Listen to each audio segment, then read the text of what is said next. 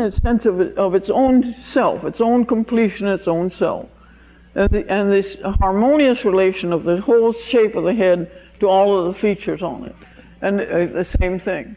And again with that, the feeling for the elaboration of hair that is a part of it. It's part of what gives the feeling of completeness and also well-madeness, you know, so that even though it's a human being and we don't make it, it has that sense of something well and carefully made. And so whether it's her jewelry or whether it's her elaborately braided and curled and ornamented hair, let's look at the next two. It is something to do with being well made. There's one. And they look always also like someone you might have known. They have a kind of familiarity, which, we don't have any right to feel familiar to them, but we can't help it. We feel as though we know them, or that they are part of what we know. And we may never have seen them before. And we've never even necessarily ever seen anyone that looks like it, but they constitute a kind of ideal that we recognize and we know. Let's look at the next two. This is in India, and again, this quality of joyousness and of secrecy. I think there's something which is what he talks about in mathematics of the quality of something which has great depth, has great profundity, and yet has a kind of surface simplicity to it.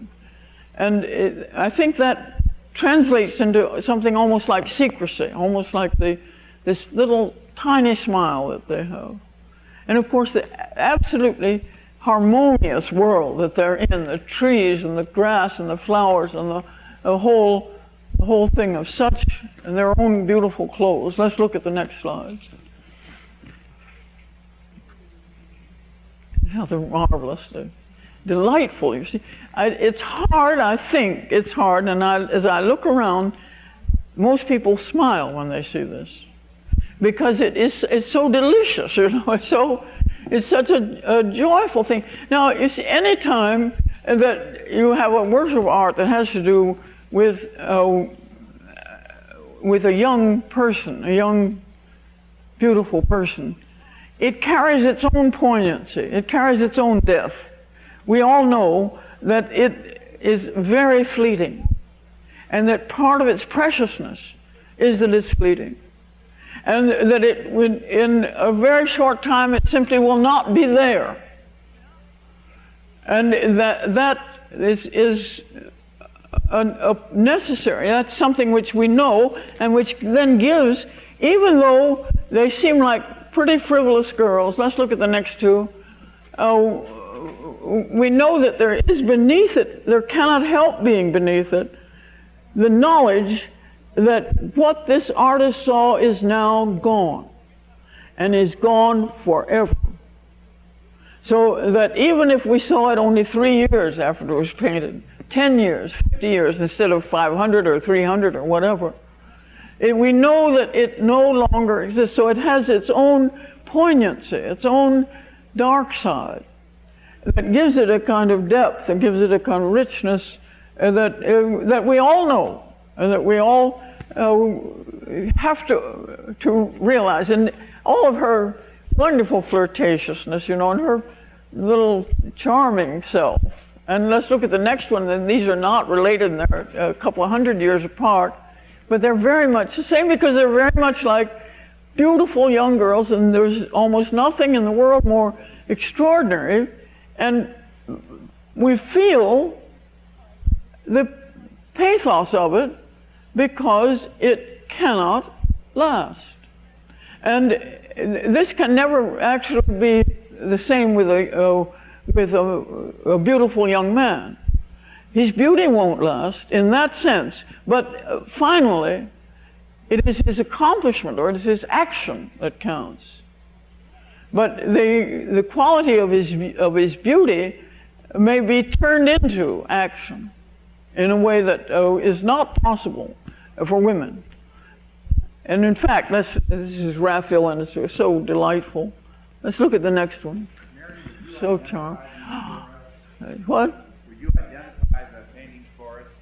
What? Would you mind identifying? Oh, which one? All of them? Or? Yes. I don't like to do that much, but I don't mind in these because the main reason I don't is because I think people look at something differently if they know it's by Raphael. Yeah. It's very hard not to take a sort of attitude. It's harder to look at it just as a painting. And remember that I would say 95% of all of the works of art that have ever been made in the world have been anonymous. It is very, very rare. There are only a very few periods in the whole history of mankind, the history of imagination, when the work was identified. Part of it is perfectly obvious. You see, the work was not thought of as important because it was painted by or made by or wrought or carved or written or anything by this person, because the thing which was important was the work. And the reason that it was important was because it had great religious value, or it had great didactic value of some kind. And it's exactly the way I think it is very unusual if anyone knows who designed the very car that they drive around in, and who designed the very refrigerator that they open and shut. Somebody designed that. Every one of those things began in the mind of somebody who put it down on a piece of paper. In other words, who was an artist and drew that thing. And then other people took it up and manufactured it. But we don't ask. I mean, it would take, the only people that know who made your refrigerator are people who made another refrigerator.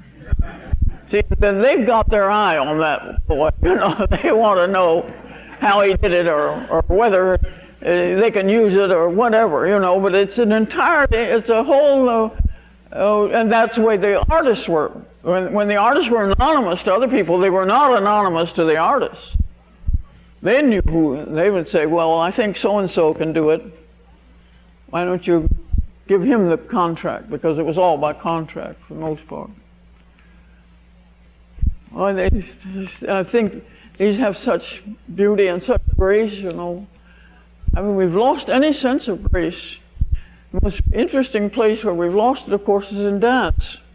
I had the pleasure of hearing Mercer Cunningham say that he thought it would be a nice idea to turn your toes in when you danced.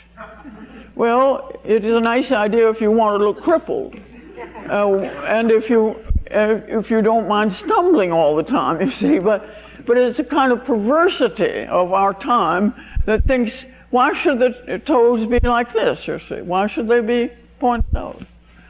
And both of these, of course, refute any idea of let's make something interesting and ugly. Let's, if we possibly can, make something radiantly beautiful. Let's look at the next ones.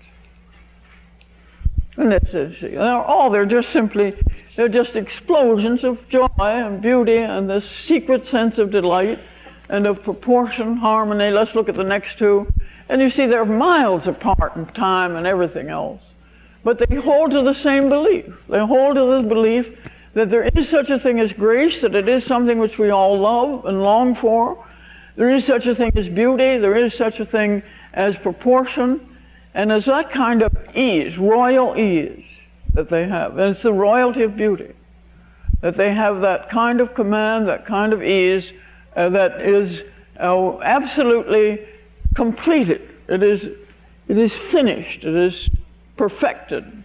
Let's look at the next slide. There's your mother. And there again, you see when you have it. Now, all of the things which I've shown you, which are sculpture, you know, were painted. There was no such thing as unpainted sculpture. There wasn't until the 19th century, really 18th century. People knew that part of beauty was color. And so everything, bronze, everything was painted. So that it would have this quality, one of these qualities of that lushness of beauty that both of these things have. They're just absolute radiance of the human body, which is really, you know, very hard to see because we're pretty funny looking. And even when we're beautiful, we're funny looking. And when we're not beautiful, we're funnier looking.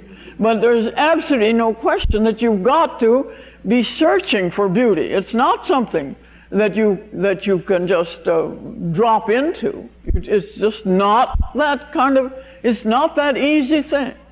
It's something which has to be seen and has to be, in a sense, well, I think it has to be uncovered for you. Let's look at the next two.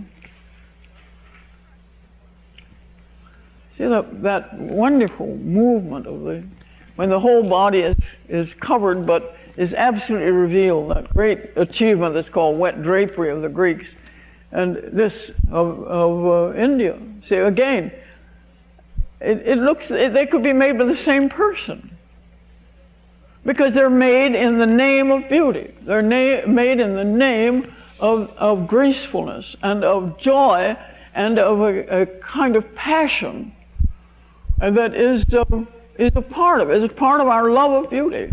Is its own passionate, warm quality, and both of these artists have seen that. And let's look at the next slide. And any time that beauty occurs, I'm sorry about that. I don't know what's happening. Oh yeah. This is again Indian, and I have a little detail of it. But the one on the right is Egyptian. And they almost never use the nude at all. But in some way this person or this, and again of course it's anonymous, this vision of the female body as a kind of a marvelous urn, a marvelous jar, that container, and that does of course contain the world. It contains all future generations. It's that wonderful thing that women have, that in the womb, as fetuses, they have all of their generation, all of their descendants in their bodies, and that kind of wonderful richness, that storehouse sense of the female body, is beautifully represented here. Let's look at the next one over on the right. It should be. No, that's all right. One on this side, on the left. Yeah, there's another. There's an Indian one of the same sense of the. You see how it really turns into a marvelous vase, you know, and the whole feeling of her body is. This is Indian, South Indian, but it has that same kind of joy. Let's look at the next one over here on the, you know. There's such a difference between what the male beauty or the beauty of men is, of young men or of any men, compared to that of women. You see, every one of the things that we looked at had a sense of receptiveness. Every one of them had a kind of bending and reception feeling, which was very, very strong. And that is never part of the beauty of men. There always is a kind of directness, and you can see that marvelously, beautifully evoked thing with a perfect sense of the proportion and of the harmonious relation, and of the strength and directness of the arm, which should be holding a bow, of course, as opposed to these figures from the Parthenon, which are among the most beautiful, most gracious figures of a group of women in the world, and have always been thought so, anybody who saw them. So there's always something receiving, there's something collecting, receiving, and protecting about the actual beauty of women, exactly as it has that sense of being a container, that sense of being some kind of a richness and softness. And let's look at the next two. Always the body of men is direct, you see, and it's always straight, standing. Any time that you have a beautiful figure, it has that sense of a readiness for action, a readiness to move out. And they, whether is really the artist only can approximate it here, or whether it is, as in that Indian figure, a feeling of the slenderness and the agility of the figure, even though it's absolutely motionless. Let's look at the next two. Here's two more. There's always this kind of, and they still is obviously is something which has to do. Remember that the Greeks never looked at models until the 4th century. That is, until the greatness of Athens was over. And it was right before Alexander came, you see, the 4th century BC. And they never looked at models, because they were trying to find instead that beauty which I believe is constant, that beauty which lies beyond any one person. And they didn't do it by saying, well, I'll take a pretty hand here and a pretty foot there and somebody's pretty hair here. They tried to imagine what it was that beauty was, and they reached to that, and of course they got to it. They longed for it, and they got to it. Let's look at the next two. Oh, they're so handsome. There's another Greece, and this an African head, but having the same sense of its kind of self-completeness and its same feeling of directness. Let's look at the next two. And over on the right, a head of Buddha. And wanting, of course, to be exactly as the early heads of Christ, wanting to be beautiful, wanting to be a part of that eternal, constant thing, beauty itself. Let's look at the next two. Another Indian over on the right, a Hindu. Such a wonderful look of sort of, irony and wit in that face. There's such a repose, it's that strange business of being an absolutely complete thing, not longing for, not turning beyond, not reaching for, but just being itself. And this one too. Let's look at the next slide. Over here. I've got a little trouble there. See the striations, those cicatrices, those wounds that were marks of the person's tribal nature, have become wonderful adjuncts to the definition of the face, and have made it made the person, of course, and this is something that people always long to do, they made the person into a work of art by working on it. And of course, we've always done that with the whole business of tattooing, the whole business of clothes, everything.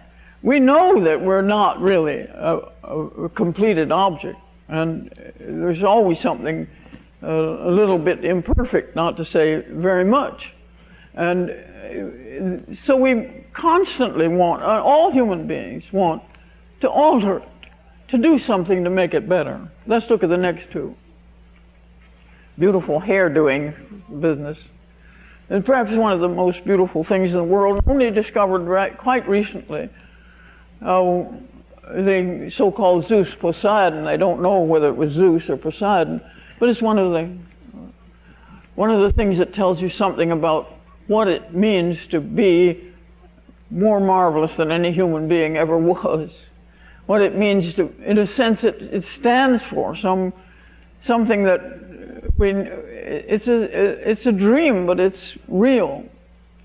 And that the feeling of his power and the feeling of his perfect proportion, perfect harmonious relation to all the parts of the body, and then the face so powerful and so joyous in its own way. Let's look at the next two. And the older men, bearded men, can take, as you can see in that face, have the same quality of something which is powerful and thoughtful, and still wonderfully harmonious, wonderfully proportionate in all the parts of the face. Let's look at the next two.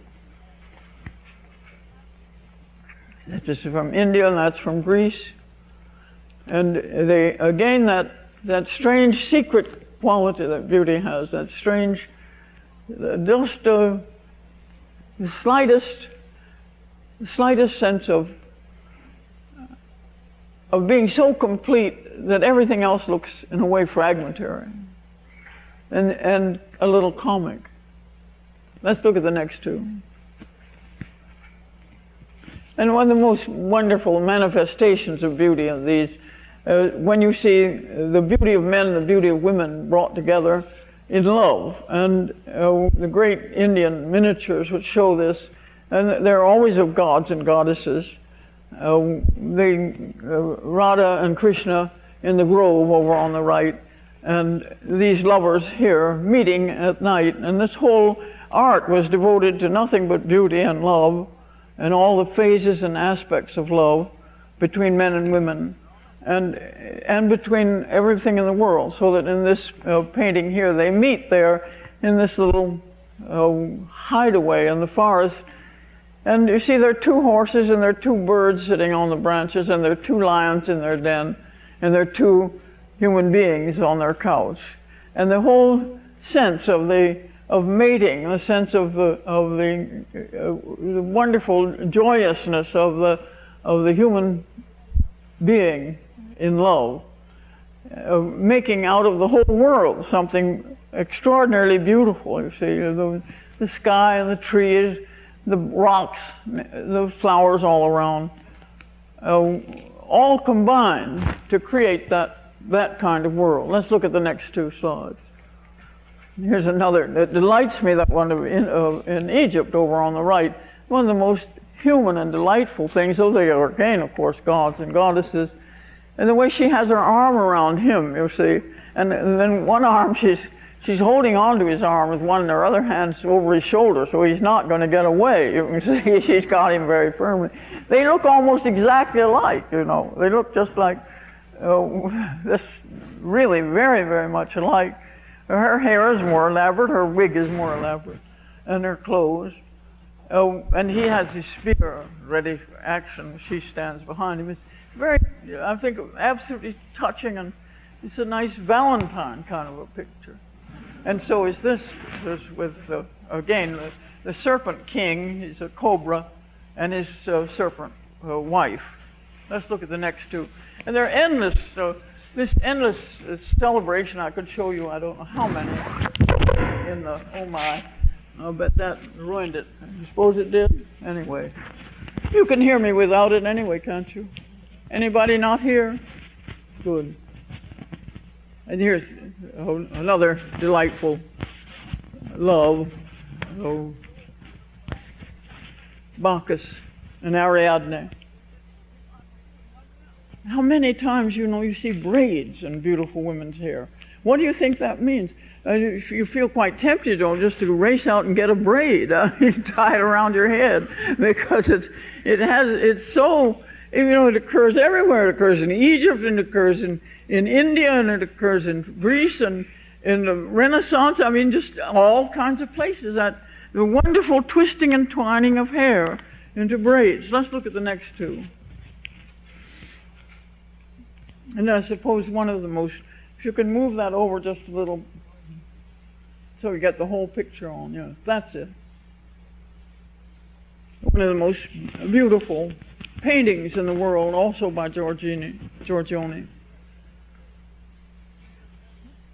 Again, of men and women, and really fulfilling all the things that Hardy says about mathematics, having that kind of significance, that kind of depth of feeling, because that goes way beyond itself and relates to all kinds of other things. I suppose one of the most constant and most eternal dreams that people have is to be in a beautiful countryside that has a lovely well of water like crystal and musicians playing. It's just a dream, literally, great dream of mankind. It's a dream of Eden, only it's an Eden in which there are more than one person. And so that the two men talk to each other, and the two men, see, it's such a wonderful sense of men and women, the separation between men and women, the fact that they are not alike and they are not at all alike. They're both human beings, and that's about as far as you can go. The quality of the women is again that soft receiving. The quality of the men is the exchange in music, the talking to each other. And yet all of them brought into harmony. See, all of them brought into this marvelous relationship of harmony, and also with the world. So that the world itself is lovely. Let's look at the next one over here on the right. It's beautiful, nude. And the next one on the left, the right.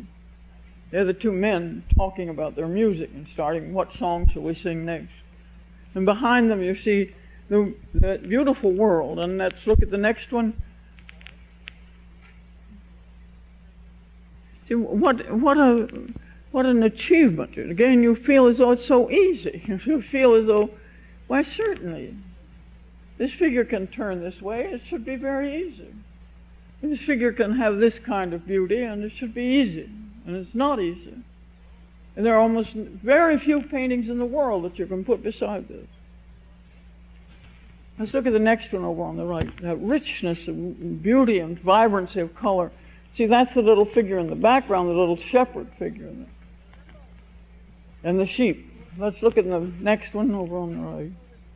And then beyond that, you see that the question, something which is unexpected, and yet which contains another meaning, a meaning of that isolation and of the world, of the buildings, of houses, and of a kind of loss. The two figures that you can scarcely see in front of it are both in black, and they're walking toward the building. And it's a whole other scene, but it's in a sense the back of the scene.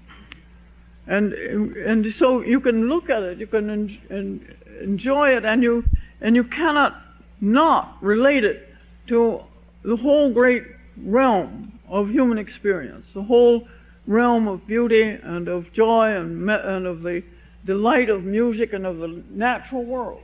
Absolute joy in that, because it is seen also, as the figures are seen, in an elevated and in their divine aspect, not their ordinary one. And now let's look at the next two, because I want to show you, and over here, Venus, the goddess of love and beauty, and of course endlessly represented.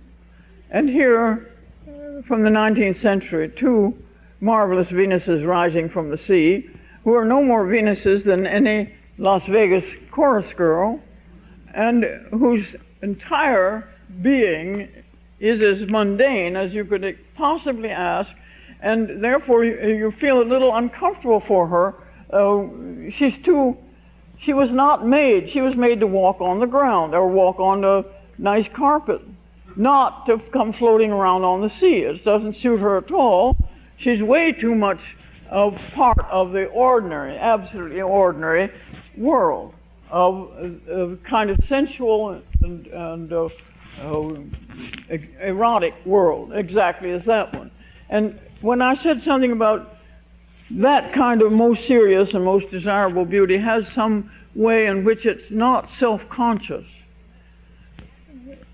that figure has none of that quality. If ever there's pure self-consciousness, and even in narcissism, in the gesture, you see. Let's look at the next two. And then just to sweeten your palate again, Venus rising from the sea. And then when you see that, you know something. You know that Venus is young and beautiful and innocent. You know that it is that moment in human beings when they do stand for Venus, when they represent Venus, when they are that loving, elegant, beautiful, secret, joyous thing, and which they can only be for a very short time, as she is too. Thank you very much.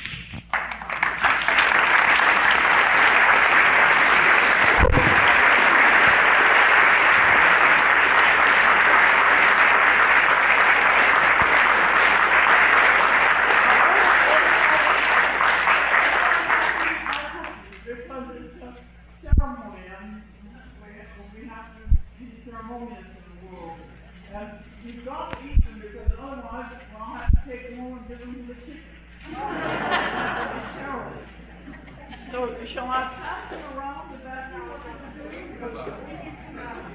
how we? I can pass some of them around.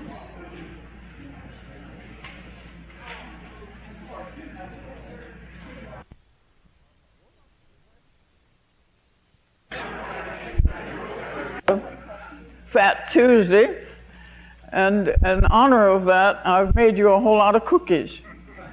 So we're going to. They're just as fattening as you could possibly imagine, and they're made with butter, and so you'll be reeking with cholesterol. It's practically a fatal dose that I'm giving you. But that's what Fat Tuesday is for, to use up all of the fats. And I'm so happy that I get to start my series on such a nice day for it, and particularly because I want to be talking to you about the beauty of the flesh, that is, of us human beings. And one of the things that Mardi Gras celebrates is the sense of the flesh and the sense of the joy of it in the light of Ash Wednesday, coming the next day. And I think that beauty itself is a lot like a carnival. In the first place, it always gives people a sense of the elevation of spirit and joy. And it has this wonderful same variety and brightness. And it has also, when it is at its highest character, it has a sense of death. It has a sense of the dark side of the world. And it's really like goodness, and that goodness that is not conscious of evil is a flat goodness. It's only suitable for little children or saints. And it becomes saccharine. Beauty has exactly the same character. Thought of as a serious thing, it becomes something which is saccharine and sentimental and flat. And I chose to talk about beauty for this series because it is the characteristic of art that is least talked about at the present time, or of life, or of anything else. The way it's talked about is, if it is at all, is it in a manner of fashion rather than with any kind of real seriousness of it. And in order to help you to see how that isn't really the way we should feel or the way we need to feel about beauty, I gave you this fine little thing that is about mathematics, the beauty of mathematics. And it is something which I have been carrying around with me for, I mean, it must be 30 years at least, and I always read it periodically, and I've had an old mimeograph copy of it that's gotten fainter and fainter and fainter, so I had a nice fresh one made for you rather than expect you to search through the pale blue ink that it used to be in. But it is, I think it is a perfectly true statement, and I have the joy of having known it for a long time, and therefore have had the opportunity to see it falsified, if it could be falsified, but I think it can't be. It is mathematics, as Hardy says, is like all of the arts, a making of pattern. And the quality of the pattern has to be of that kind of thing which is beautiful. He says there's no room for ugliness in mathematics. And now I have a terrible feeling that modern mathematics is probably ugly. I have an awful feeling. But of course I don't know, because I can't call him, he's dead. And I don't know any other mathematician who really thinks quite in these terms. So I just am left to wonder and to be afraid that they're the same taste for ugliness and for violence and for perversity and cruelty and sharpness that pervades our whole society has pervaded mathematics. I don't know how it could not be true, but maybe it isn't. We can all hope. Anyway, what he says is the necessity for something to be really beautiful. It has to have significance. It has to have a depth and significance. And this is something which is hard to analyze, but it is in part that it has a wider meaning than itself. It has this kind of generality. And it also has a quality of unexpectedness.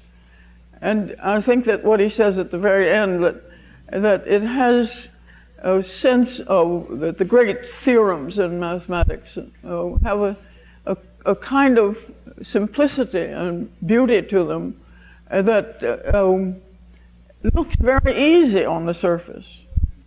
But it looks also absolutely inevitable, so that you think, well, why isn't that, you know? Who could ever imagine that wasn't true? And yet it is really very, very difficult and almost impossible to duplicate or even to come close to. Now, I think one of the easiest ways that we can see the connection, really, between what you, I hope, will read, learn, and inwardly digest, that Mr. Hardy says. I want to show you some, in a sense, abstract slides. Let's look at the first two. See, these are not the beauty of the flesh. These are really just beauty bare. They're just mathematical beauty. And that kind of beauty, that is, again, it looks very simple. You have, can we have two slides, or is there room on that? Well, I just tell you what you already know, I'm sure, that in the Parthenon and in Greece in the 5th century, columns, which are really stelae or styles, were invented, discovered, created, whatever the word is, that have never been surpassed. And that look, and of course to all of us after 2,000 years, look like, well, that's a cinch, you know, why not? Well, why not? No one else ever has. That's why not. And furthermore, every time that any people went anywhere in the world and saw these columns, they immediately went home and tried to make them. As they have a high degree of contagion, so that when people see them, they think, I've got to have one. And that is really the characteristic of beauty. You see, it is that sense of that we immediately desire it, we want it, and people, and yet you see, they never could. They never could make another like it, exactly like it.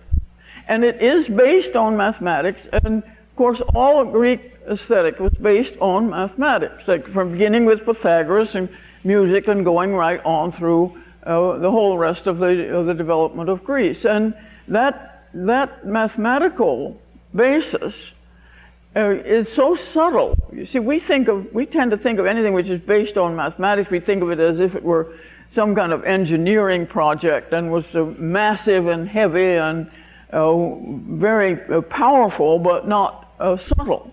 But it is the subtlety of this, of course, that is just so astounding. The obvious thing when I pointed out to you that you can see immediately, and of course, is a great, great thing, because it's not only that these things are conceived of mathematically, but they are then also thought of in relation to what our eyes see when we look at something. And so when we look at a building like this, we think of the weight as being carried on the corners. Because we know that if we were building, such a thing, we could start with the corners and then that would stay up. And if we started with the middle one, it wouldn't stay up. So we think of the actual weight being on the corners. So the Greeks, with absolutely marvelous subtlety, put the two columns on closest to the corners, just a little bit closer to each other. So they reinforce each other just a little bit. But you see, it's that kind of understanding of what it is to be human, of what it is to know what proportion and harmony are, and to know that this in relation to our own funny eyes that tell us one thing which really isn't necessarily true. And another thing that they do, of course, and again, I'm sure most of you know this, if two parallel lines are put next to each other, our eyes make them turn in toward each other and have a waist. And then, did you ever do that when you were little? I know that I had one of those things called optical illusions, and then we were shown how this is true, and how if a thing with a arrow at the top and the arrow at the bottom looks shorter than one with it the other way, and so on. All those things which the eyes do. Now people have known that, you see, all ever since they've given any thought to it at all. And they knew, the Greeks knew, that the sense of the column would be weakened if it seemed to have a waist, if it seemed to go in at the waist. And so they made it go out. And when they were first starting, they made it go out quite far. But by this time, you can't see that it goes out, but it does. So that what you see is perfectly straight columns, and that's not what they are. They have that curve. It isn't, and again, people have said this for years, it's because it's such a wonder, There isn't a single straight line in the Parthenon, not one. Everything is curved. But it's curved mathematically, so that they know exactly how it's going to be, and it's curved then also in relation to the eyes. And then this quality of the movement from roundness to squareness in the capital of the Doric column, that's just a marvelous achievement, All you have to do is look at the other capitals that people have invented or tried to use or make, and you know that this is an extraordinary. It's just apparently simple and inevitable. How easy, but it's not that. It's the opposite. And let's look at the next two things, because here you can see the closeness of the columns and this wonderful the way they're fluted, the way that that keeps them from seeming heavy, so that all of the movement is up, and therefore the whole building feels as though it's light, feels as though it's on tiptoes, because everything rises and pulls you up with it. And then the actual weight of the architrave, of the top of it, is exactly suited to that column. So now we see it's in ruin. And the horrifying thing is that it wasn't until the 17th century that it was destroyed.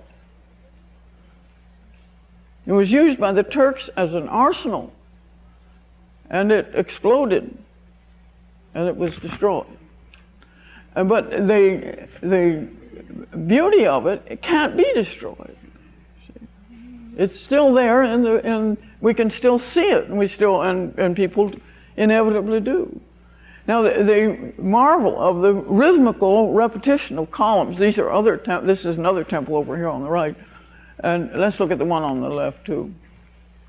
Oh, over there. That's a better one. No, not that one.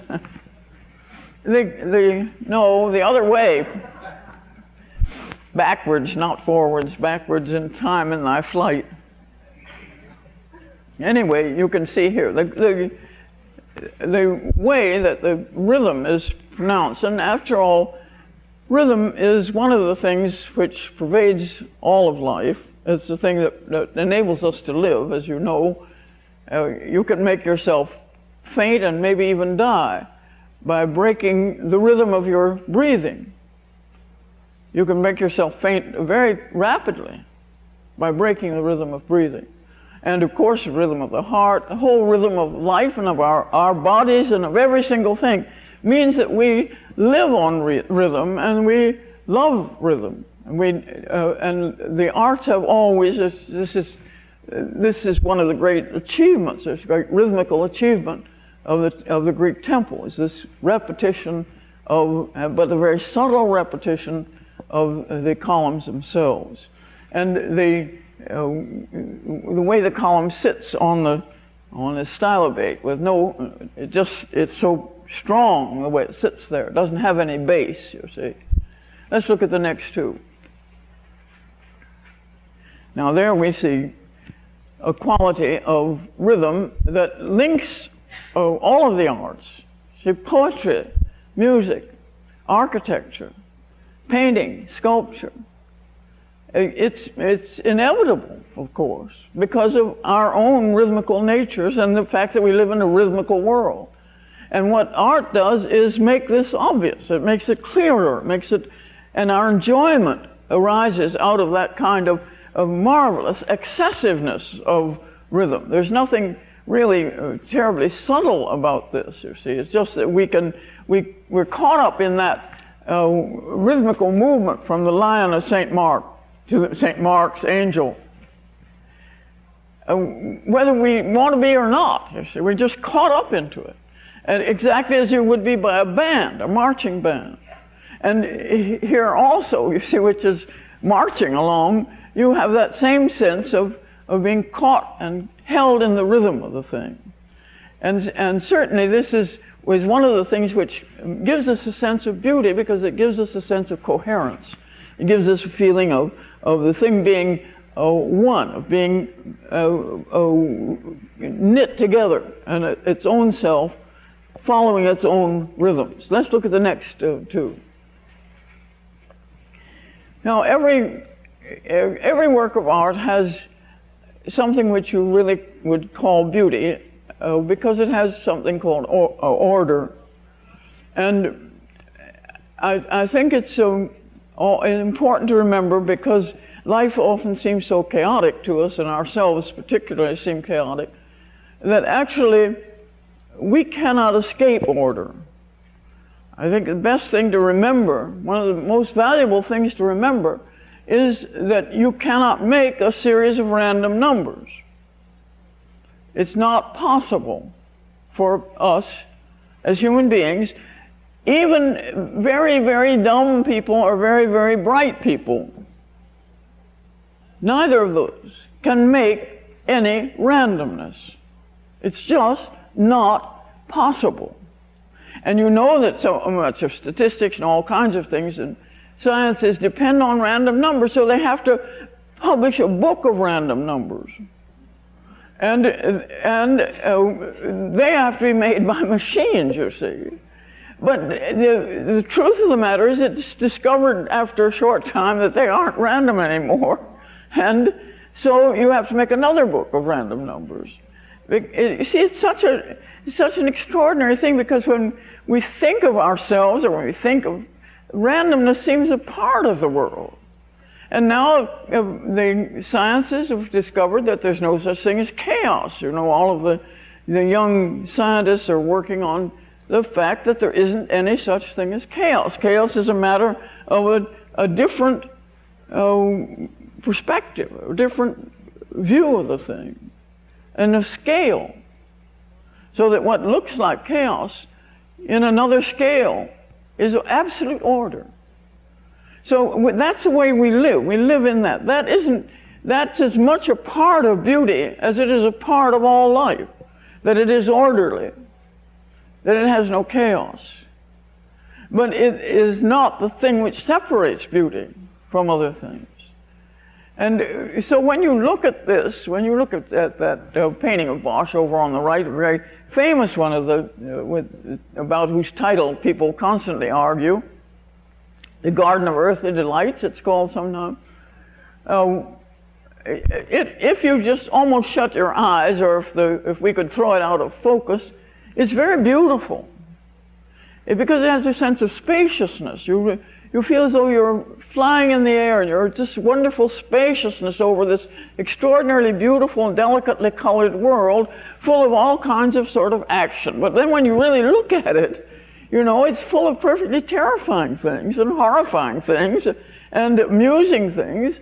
And you see the nice orderliness of that with a big center panel and then one panel on the left and on the right, and the whole thing brought into kind of a very clear coherence, because on the left you have paradise, and on the right you have hell, and in the middle presumably you have the world. So the orderliness of it is perfectly clear and perfectly satisfactory to us. We're delighted by it, as we always are, when we see order. And the feeling of its beauty, of its being a spacious and animated world is very strong. But the things in it are not beautiful. And of course they aim not to be beautiful. They aim instead to be terrifying, or to be gruesome, or in some way far from beautiful. And this is a scene in hell, which is not, of course, aiming to be beautiful, but look at what nice order it has. A circle at the top, and the next circle, and the next circle, exactly the same as in paradise, exactly the same as in the world. This whole wonderful rhythmical succession of sort of islands, but on those islands all these strange things are happening. So that the work of art, any work of art, always has, because we cannot help it, qualities of order and qualities, therefore, of satisfactory beauty for us. And let's look at the next two. But there's something else, you see, that constitutes beauty, and it is something which has to do, and this is I suppose, one of the most difficult things for us to accept, because we're all such relativists. We all think that really everything is relative in relation to something else. There isn't any such thing as a constant of beauty. That it, to this person that seems beautiful, and people have been saying for how long, beauty is in the eye of the beholder. And to us that means that there isn't any beauty, that it is only in the eye of the beholder. And that this kind of thing that we call beauty is an arbitrary decision. We just call it beauty. But we haven't really, it has no actual existence. It has no real nature. Now, I think that that's not true. I think that the fact of the mathematical basis of beauty, because beauty has that mathematical basis, that gives it a kind of constancy that is maybe as constant as mathematics. One of my culture heroes, a wonderful mathematician, Hungarian mathematician called Erdős, which is spelled E-R-D-O-Z, but you know how the Hungarians are about pronouncing things. So he said something that moved me so deeply, because I think it's also true of beauty. He said that when the sun eats up the earth and when the whole universe falls in on itself, prime numbers will not be affected. Isn't that just marvelous, you know? I mean, see, and you know, it moved me so deeply, I can't tell you. I think prime numbers will not be affected, and there's nothing, you know. I mean, one hydrogen atom, but it's full of prime numbers, you know. Or it's beyond prime numbers. Anyway, I think that beauty is like that. And that when the earth is devoured and the universe falls in on itself, beauty will not be affected. Beauty will still be there. And one way of looking at it, if you just move this a tiny bit over, just a little tiny bit, so you see, no, the other way, I'm sorry, but that's better. Oh, okay. Oh. You can see, of course, how much alike these things are. There are 2,000 years between them. It's absolutely impossible that Michelangelo could have seen this, because of course this was in the hands of the Turks at that time and about to be blown up. And there they are. You see, they look like people in the same family. They look like made by the same person. Now, you see, that's beauty. That's what it is. It has this extraordinary constancy. Let's look at the next two slides.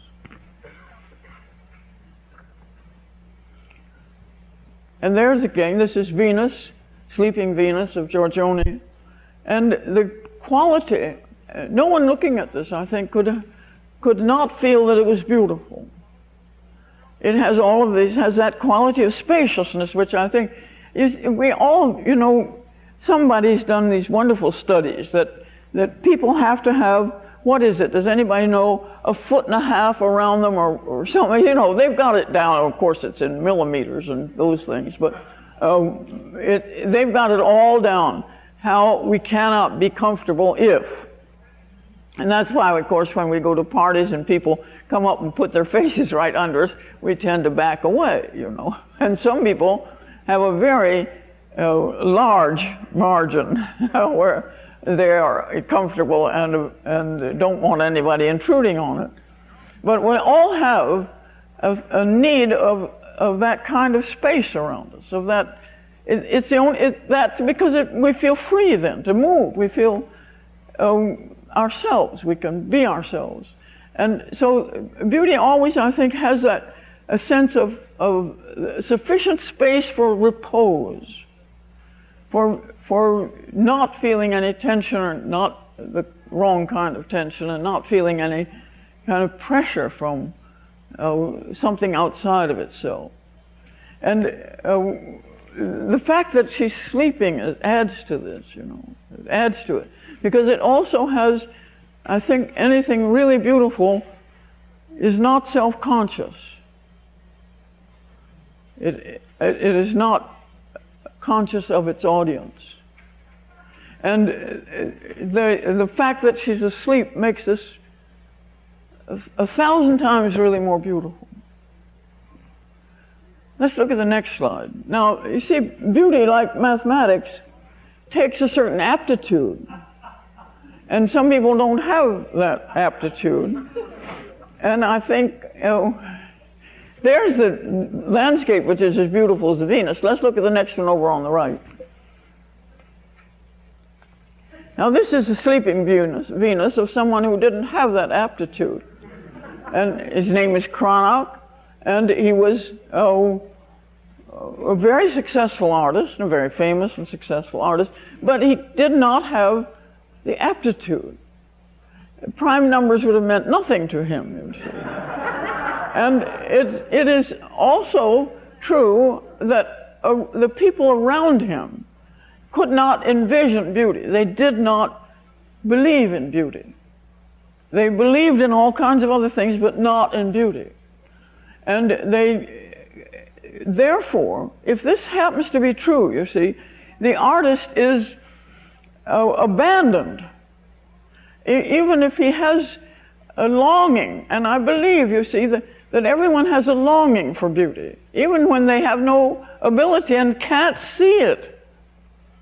See, this artist was trying to make the same kind of picture that Giorgione made. And then you see the terrible thing, really terrible thing is he thought he had succeeded. Because he didn't burn it up. You know, or paint over it. No, on the contrary, he painted a whole lot more of them. I'm just showing you these two, but I could show you at least two more. So what does that mean? See, it means that not only he had no aptitude for beauty, but no one else around him had any either. And they kept saying, isn't that lovely? And he kept right on doing it, you know. It's a tragic thing. But it is, of course, also, it's terribly funny when we see it, because it really is as far from beauty. Why? Because it has a feeling of being cramped, for one thing, being twisted and cramped and uncomfortable. And because it has no kind of harmony, it has the opposite of harmony. It's inharmonious.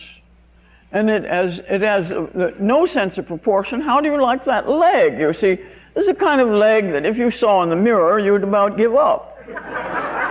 Not to mention the foot that's on it. You know, see, that is an ugly foot. It is really offensively ugly foot. And on an offensively ugly leg. And why? Because he was trying to make something beautiful. But he simply couldn't do it. And the thing which looks so natural and easy and inevitable in the Giorgione is apparently inaccessible.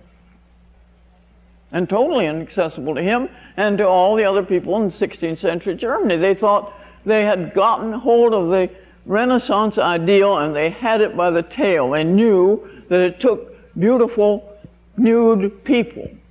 And they said, we've got them, and here it is. Let's look at the next two. Now, as I said, people, even when they have no ability, and when they have no aptitude, and when they have no support from anybody else, they cannot help longing for beauty and being fascinated by it and speculating about it. Even when they hate it. See, even when they hate it. When they hate it, of course, they really attack it. We had, of course, a wonderful example of that in Santa Cruz when all the people got angry at the girls for thinking that they were beautiful. And, of course, the poor little darlings had already been told that they had to be talented too, which is ridiculous. If you're really beautiful, does it make a particle of difference whether you can sing? Of course it doesn't. Much less play the flute or the piano or I don't know what, do a bit of a tap, you know what. If you are beautiful enough, you do not need any talent. That's just absolutely all there is to it. And the people cut their own throats by having to pretend that they were talented. And in this way they were exploited, that they had to pretend to be something which they weren't necessarily at all.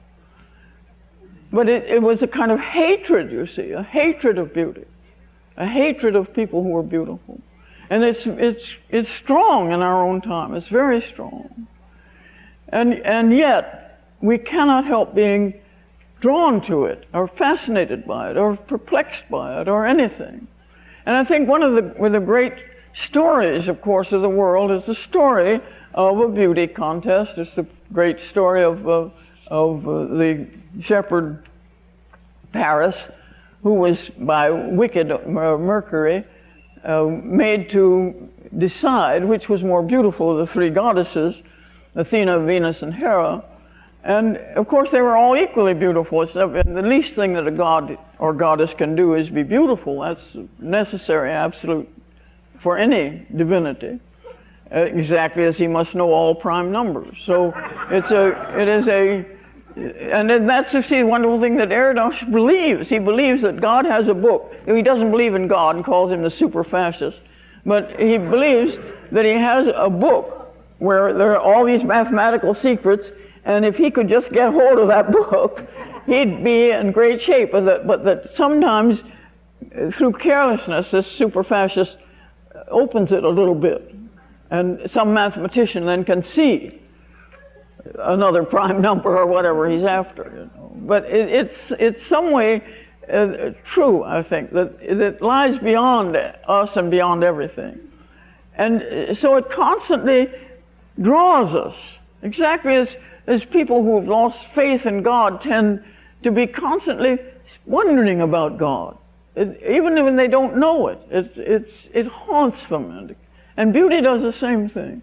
So the story of Paris having to judge beauty of the three goddesses is just simply a fascinating and endlessly repeated story, you know.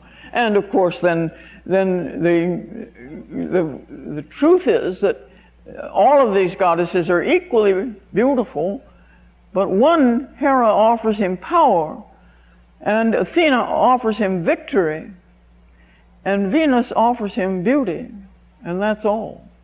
She offers herself, And she says, you will have the most beautiful woman in the world for your wife, Helen.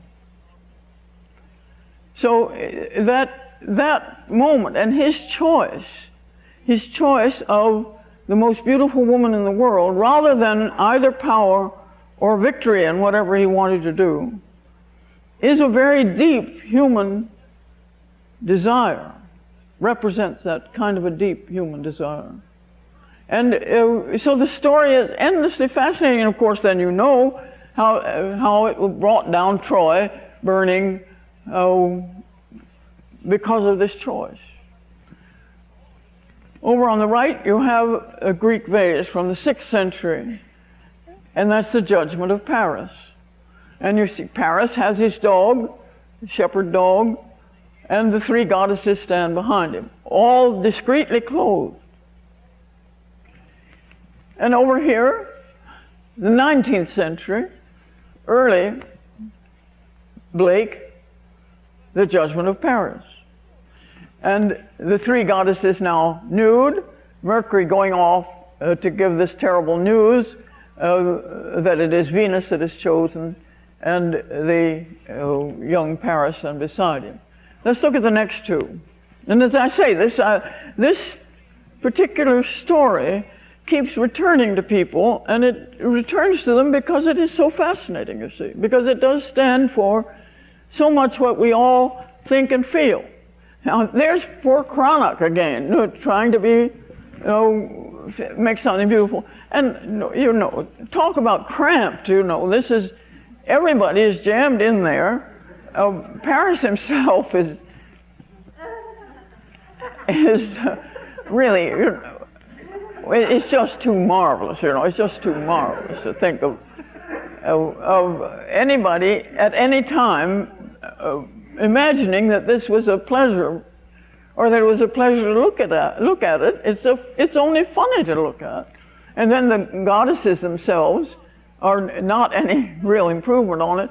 In fact, in many ways, the tree which is above them is a little more seductive.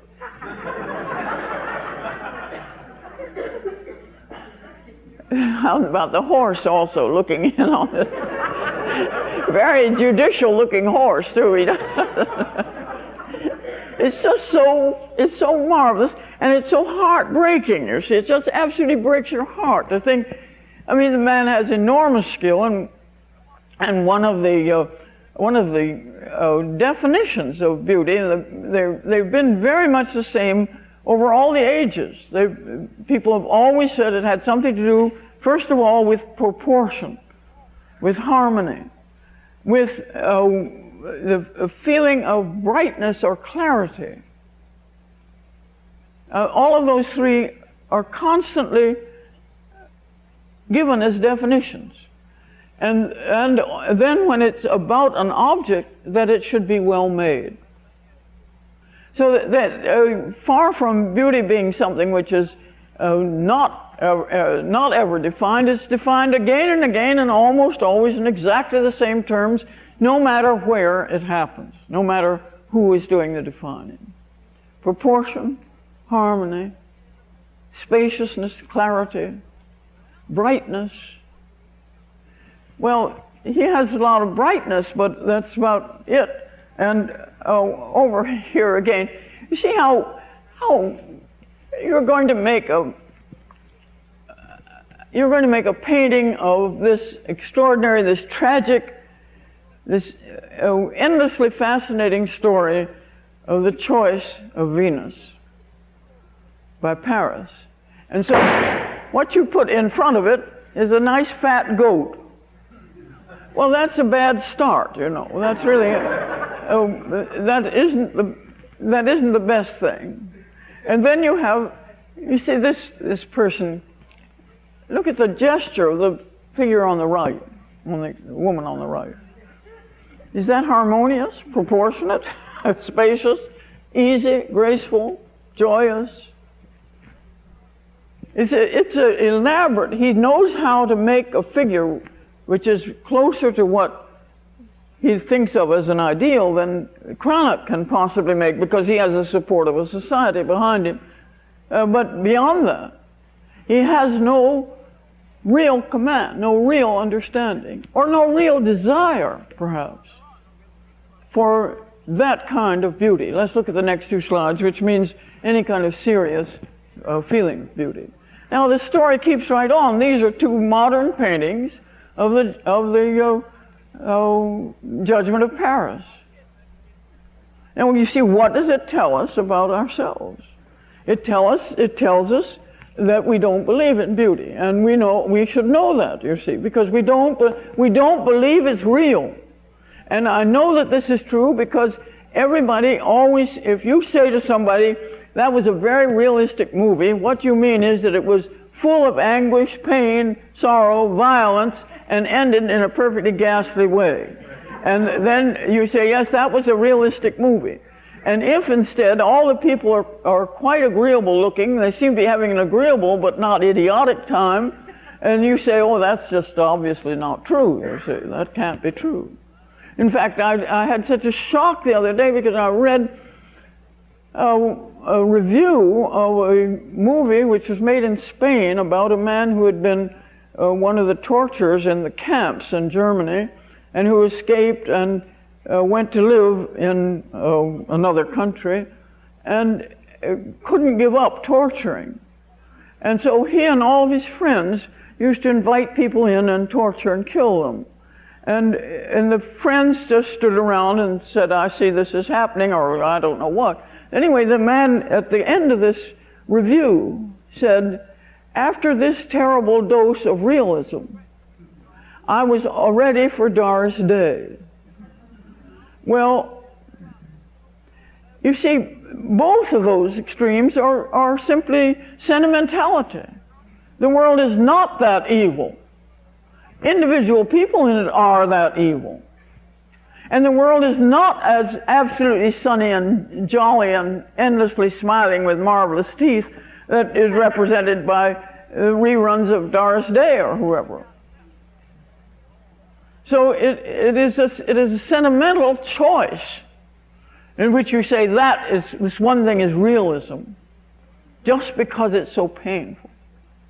But when you believe that, then beauty becomes a cheat, you see. Beauty becomes something which is not true. It's unreal, it's not true. So when you want to paint, because people always want to make whatever they want to make it real, they want to make it true.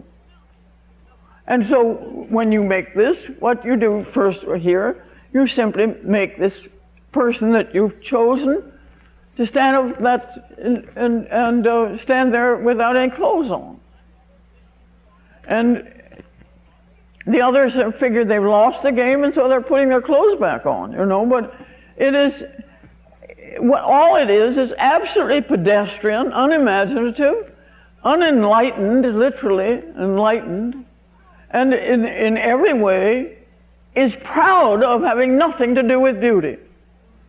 Nothing to do with poetry, nothing to do with rhythm, nothing to do with anything except the most flat-footed kind of pedestrianism.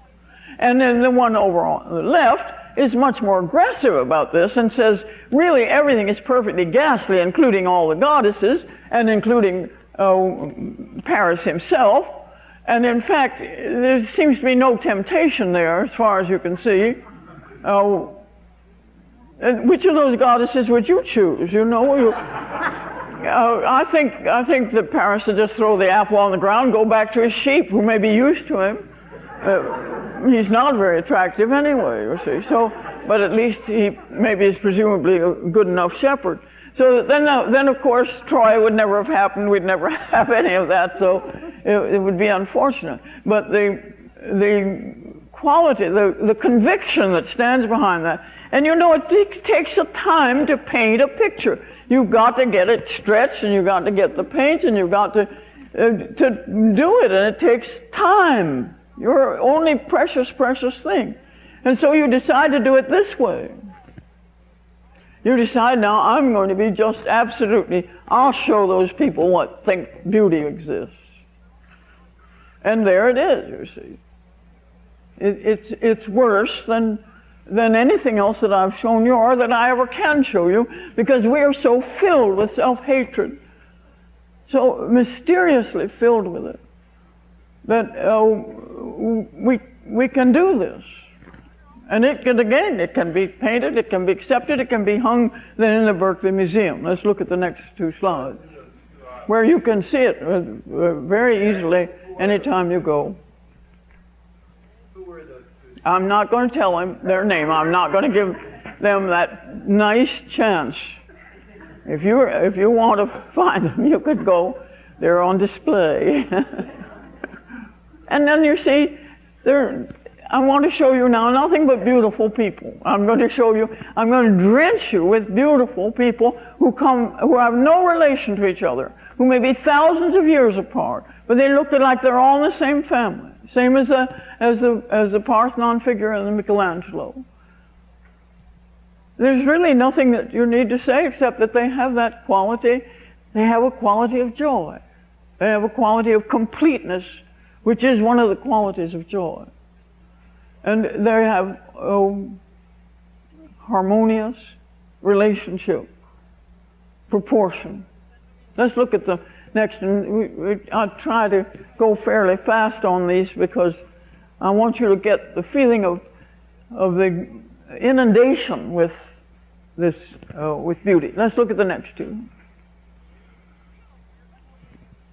See, they have some kind of a secret joy. They have, and I think it is that sense of absolute proportion. It's a feeling that you have, you know, when a chord is completed in music. It's a very quiet kind of joy, but it is definitely a joy. And it shows in these faces. Let's look at the next two. And this one is Egyptian from 18th century BC, and the other one was Greek. And both of these share the same secret, you know. And part of their secret is they're beautifully dressed. And their hair is very nicely done. And they have that sense of completion and that sense of satisfaction. And they're they're 1,000 years apart, more than 1,000 heavens. And they're many thousand miles apart. That's in India and this is in Greece. Let's look at the next two slides.